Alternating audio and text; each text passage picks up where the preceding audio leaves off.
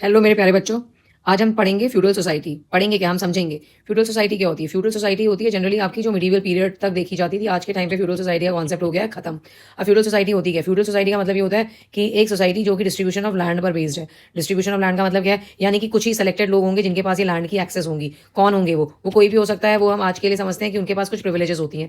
अब ये प्रिविलेजेस क्या होती हैं? प्रिविलेजेस कुछ भी हो सकता है कि आप टैक्स नहीं देंगे, या आप लैंड की ओनरशिप आपके पास होगी, या आपके पास एजुकेशन की राइट होगी। यस, तो सोसाइटी में कुछ आपके इस तरीके के प्रिविलेजेस बना दी जाती हैं। अब किसको मिलेंगी ये प्रिविलेजेस? ये डिसाइड करता है कि आप किस फैमिली में पैदा हुए हैं। ठीक है, आप कौन सी पर्टिकुलर एक फैमिली में पैदा हो जाते हैं। तो फैमिलीज कौन सी होती हैं आपकी? ये 3 तरीके की फैमिलीज थी। कहाँ पर? यूरोप में।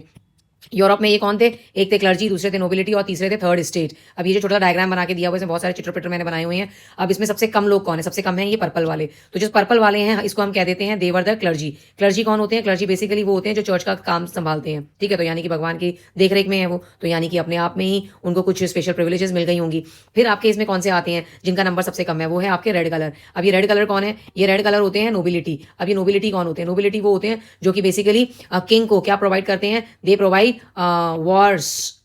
वॉरशिप फैसिलिटीज प्रोवाइड करते हैं। ये सोल्जर्स प्रोवाइड करते हैं, या आर्टिलरी प्रोवाइड करते हैं, ये घोड़ा सवार जितना भी वॉर से रिलेटेड होते हैं। तो किंग ऑफकोर्स इनको अपने प्रोटेक्शन में ही रखेगा, क्योंकि किंग को ये प्रोटेक्ट करते हैं। और थर्ड हो जाते हैं आपके थर्ड स्टेट के मेंबर। थर्ड स्टेट के मेंबर्स कौन होते हैं? थर्ड स्टेट के मेंबर्स होते हैं जो कि आपके, जैसे टेक फॉर एग्जांपल आपके टीचर्स हो गए, आपके पेजेंट्स हो गए, ट्रेडर्स हो गए, मर्चेंट्स हो गए, गवर्नमेंट सर्वेंट्स हो गए, etcetera. They all come in your third state. तो यानी कि अगर आप तो पैदा हो गए हैं नोबिलिटी में, तो आपके हो गए बल्ले बल्ले। Why? Because king will be protecting you, you will be protecting king.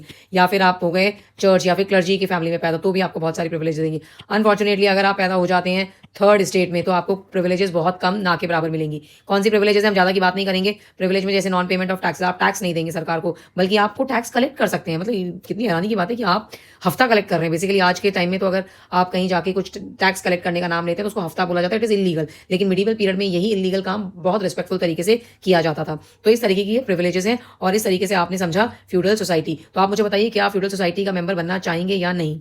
I hope concept समझ में आ गया है।